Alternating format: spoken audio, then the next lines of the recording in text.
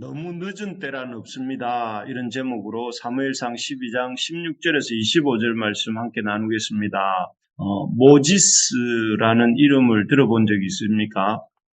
이 모지스라는 이름을 가진 이는 미국의 할머니인데요.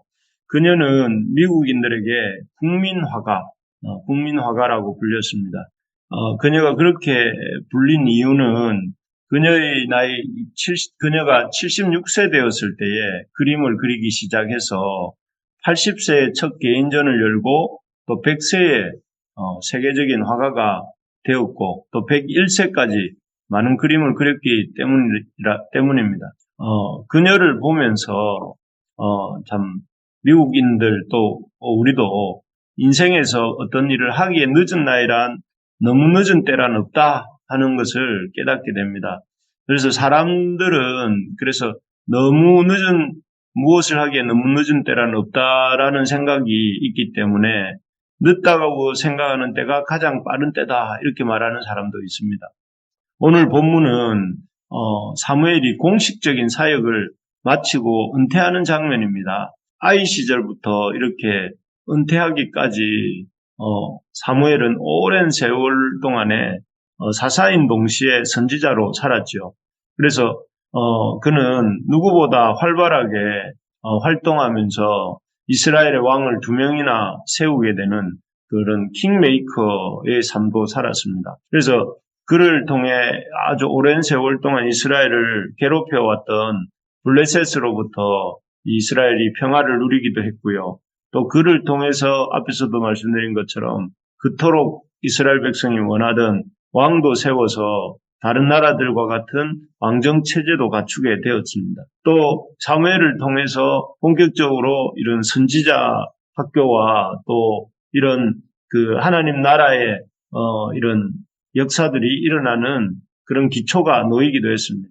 그래서 어떻게 보면 사무엘은 이스라엘이 한 나라로서의 어떤 기초를 닦은 사람이다 이렇게 말할 수 있겠습니다. 이런 사무엘이 은퇴하면서 지금 은퇴하는 장면인데요. 이런 은퇴를 앞두고 사무엘은 이스라엘 백성들을 향해서 몇 가지 중요한 가르침을 주고 있습니다. 그 가르침의 핵심이 무엇인가 하면 이 인생에 너무 늦은 때란 없다. 하나님 앞에서도 너무 늦은 때란 없다 하는 것입니다. 도대체 어떤 점에서 사무엘은 은퇴하면서 무엇을 하기에 너무 늦은 때란 없다라고 말을 하는가 우리가 살펴보기로 합니다. 인생에서 무엇을 하기에 너무 늦은 때란 없다라고 말하는 사무엘이 말하는 내용은 첫 번째는 죄를 깨닫기에 너무 늦은 때란 없다 하는 것입니다. 17절을 이렇게 읽어보면 제가 읽어보겠습니다. 오늘은 밀베는 때가 아니냐 내가 여호와께 아뢰리니 여호와께서 우레와 비를 보내사 너희가 왕을 구한 일 곧 여호와의 묵전에서 범한 죄악이 큼을 너희에게 밝히 알게 하시리라 이렇게 적혀 있습니다. 여기에 보면 이 사무엘은 이스라엘 백성의 죄에 대해서 한 번 더 지적을 합니다. 이스라엘 백성이 죄가 무엇인가 하면 이스라엘이 진짜 왕이신 여호와를 버리고 세상 나라들과 같이 인간 왕을 구한 일 그것이 죄악이다, 잘못된 죄였다 하는 것을 이렇게 지적을 합니다. 그래서 너희가 왕을 구한 일, 곧 여호와의 목전에서 범한 죄악 이렇게 지적을 하면서 그 증거로 하나님께서 이렇게 큰 우레와 비를 보내실 것이다 하고 18절에 보면 이렇게 예고를 합니다. 그리고 실제로 그런 예고대로 19절, 20절 이렇게 보면 18절에 보면 모든 백성이 크게 두려워하는 여호와께서 보내신 우레와 비로 인해서 두려워하고 있는 장면이 나옵니다. 사실 이 시기는 사무엘이 이 말을 하고 있던 이 시기는 여기 17절에 보면 밀베는 때라고 했는데 이스라엘 원력으로 한 5, 6월쯤 되는 때고 건기라고 합니다. 그래서 거의 비가 오지 않는 때인데 엄청난 비와 우레가 치는 것들을 통해서 참 하나님이 이스라엘 백성이 왕이신 하나님을 버리고 인간 왕을 구한 것이 죄라고 지적한 사무엘의 말이 옳음을 이렇게 보여주신 것이죠. 결국 이를 통해서 이스라엘 백성들은 자신들이 진짜 왕이신 하나님을 버리고 열방과 같은 인간 왕을 구한 것이 죄였구나 하는 것을 다시 한번 깨닫게 되고 또 고백하게 됩니다. 그래서 사무엘은 이를 통해서 이 이스라엘 백성이 죄를 지었다 하는 사실을 다시 한번 가르치고 또 그것에 대해서 잘못을 고백하고 돌이키기를 이렇게 이 잘못을 고백하게 하도록 돕고 있는 것을 보게 됩니다. 정말로 이렇게 죄를 깨닫기에 늦은 때란 없습니다. 그래서 죄를 깨닫는 순간에 그 문제를 돌이키고 또 이렇게 회복할 수 있는 시간이 되기 때문에 그렇습니다. 이스라엘 백성은 사무엘의 그 말과 하늘에서 내리는 우레와 비를 보면서 자신들이 진짜 왕은 사울이 아니라 온 하늘과 땅을 다스리시는 하나님이시다 하는 것을 분명히 깨닫게 되고 다시 한번 고백하게 됩니다. 그래서 비록 자신들이 세운 인간 왕이 있지만 인간 왕이 아니라 천지 만물을 다스리시는 하나님을 왕으로 섬겨야 되겠구나 하는 것을 깨닫고 고백하는 시간을 가집니다. 정말 그렇습니다. 우리가 스스로 왕이라고 착각하면서 자기 힘을 의지하고 자랑하면서 이렇게 이 죄를 짓고 살고 있지 않은지 돌아봐야 되겠습니다. 이스라엘 백성들처럼 사람 왕을 더 좋아하고 세우기를 원하는 이 이스라엘 백성들처럼 우리가 혹시라도 하나님의 왕되심을 잊어버리고 스스로가 왕이 되어서 또는 다른 사람을 왕처럼 섬기면서 그렇게 살고 있지 않는지 돌아보고 그 죄를 더 늦기 전에 회개하고 내가 왕이 아니라 사람이 왕이 아니라 하나님만이 왕이심을 이렇게 인정하고 또 고백하는 삶을 살아가는 이번 한 주간 되기를 원합니다.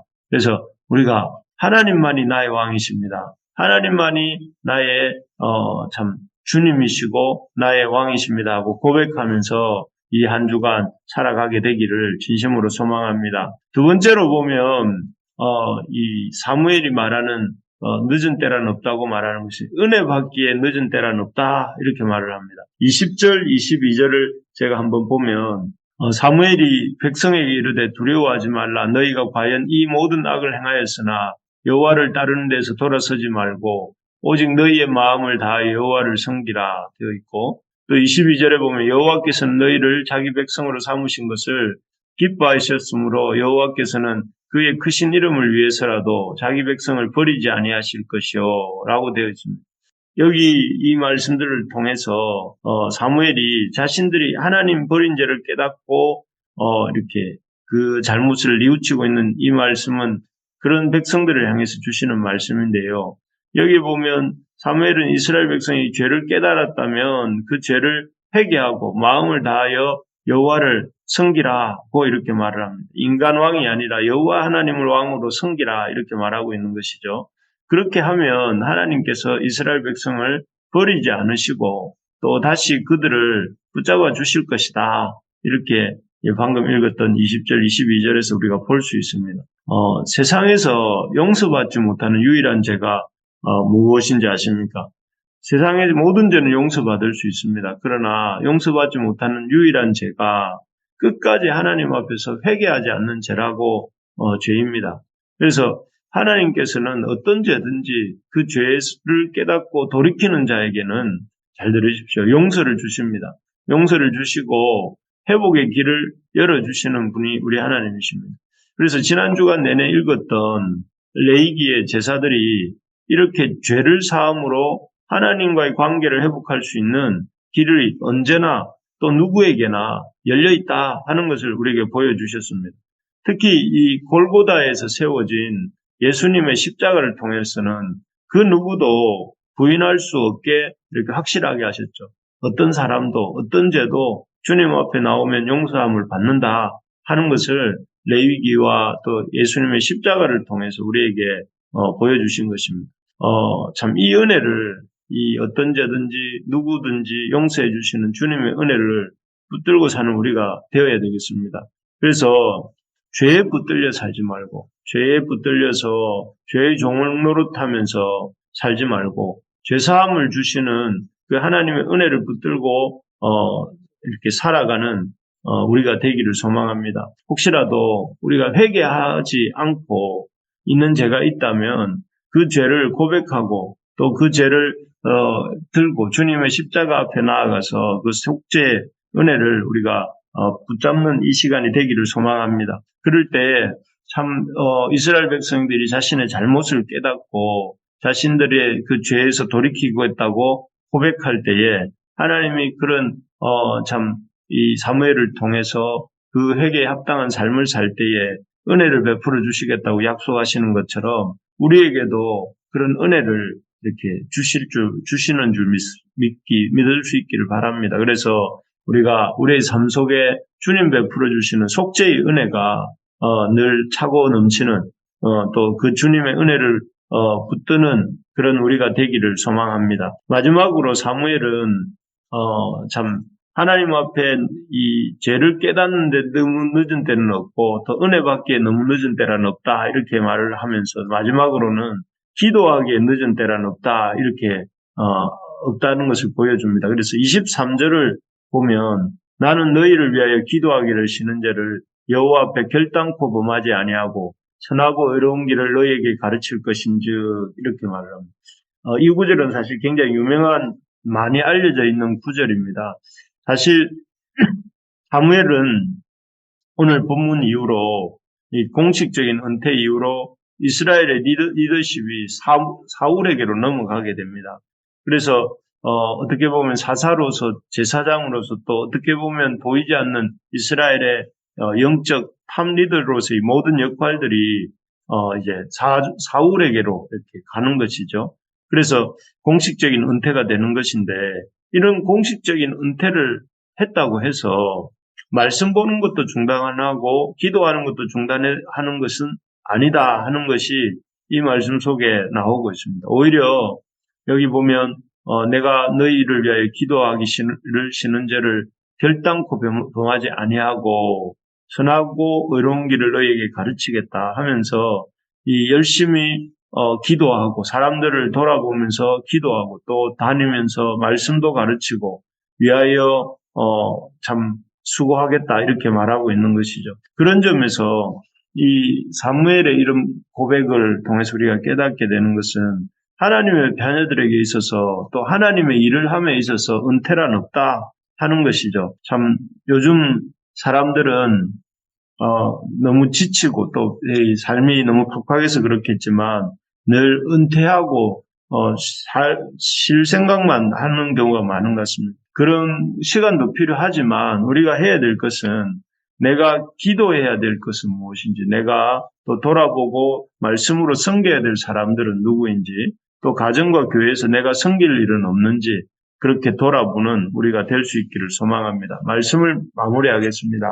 우리가 오늘 말씀을 통해서 참 공식적인 은퇴를 하면서 사무엘이 참 이 백성들을 향해서 마지막 다짐들을 받고 있는 장면을 우리가 봅니다. 그래서 이스라엘 백성들에게 참 왕이신 하나님을 버리고 인간 왕을 찾은 이 잘못을 깨닫고 늘 잊지 않고 참 여호와만이 하나님이심을 기억하며 왕이시고 하나님이심을 기억하고 살라 하는 말씀을 주시고 또한 이 참 하나님 앞에 그렇게 회개하고 돌이키며 나올 때에 하나님께서 은혜를 베풀어 주신다는 사실을 잊지 말도록 당부한 후에 그리고 참 자신은 더욱더 기도와 말씀 가르치는 일에 힘쓰겠다 하면서 참 이 자신이 역할이 끝났다고 해서 완전히 손을 떼는 것이 아니라 더 참 영적 일선에서 말씀과 기도로 이스라엘을 섬기겠다 하는 모습을 우리가 보았습니다.